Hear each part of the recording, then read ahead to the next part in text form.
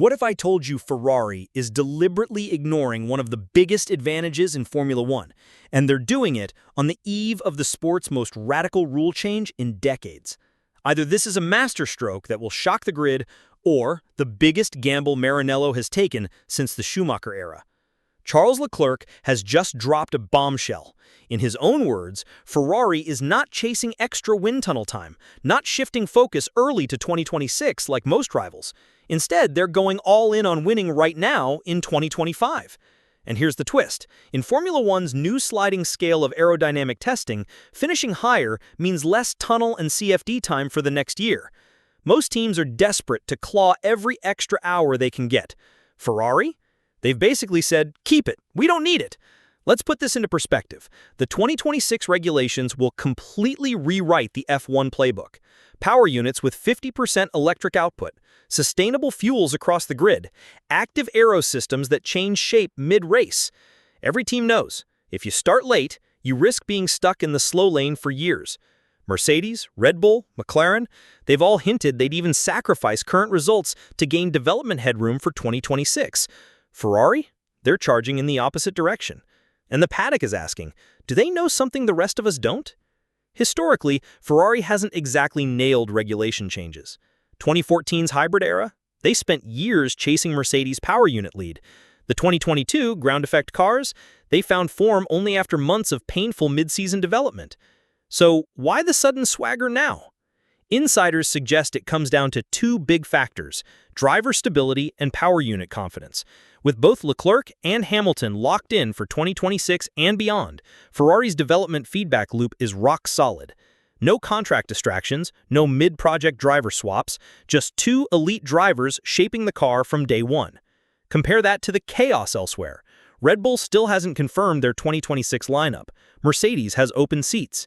Alpine and even the incoming Cadillac team are juggling negotiations.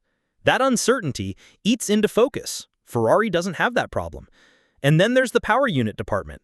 Quietly, under Fred Vasseur's leadership, Ferrari has rebuilt its engine division, pulling talent from Mercedes and other rivals. With 2026's emphasis on electrical power and efficiency, this could be the equalizer, or even the advantage that lets Ferrari break free from the pack. Ferrari's big bet might also come down to how they're developing the car.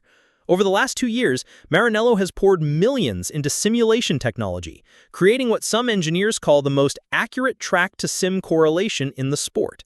That means they can model and predict performance changes with near-perfect precision, without always needing to burn wind tunnel hours. If that's true, it explains why they're shrugging off the sliding scale disadvantage. Their tunnel might be gathering dust, but their virtual factory could be running 24/7.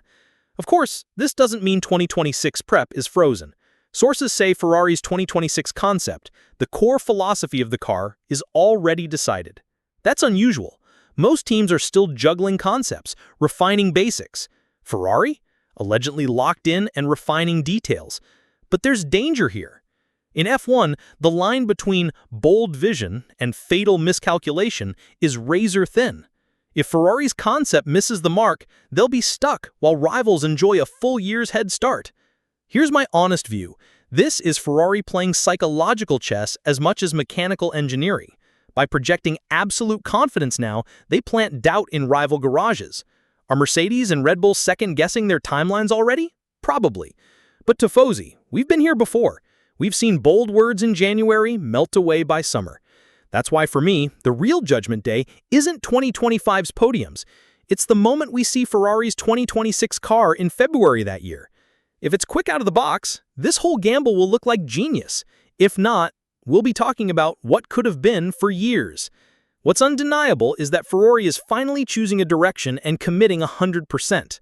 After a decade of half measures and reactive changes, that alone feels like progress. So, Tifosi, is this the start of a new golden era, or the calm before another storm of disappointment? Let me know in the comments. Do you think Ferrari's 2026 gamble is visionary or reckless? If you love this kind of deep dive from the heart of Maranello, hit subscribe, give this video a like, and share it with a fellow Ferrari fan. Because here at Formula Maranello Report, the red passion never sleeps.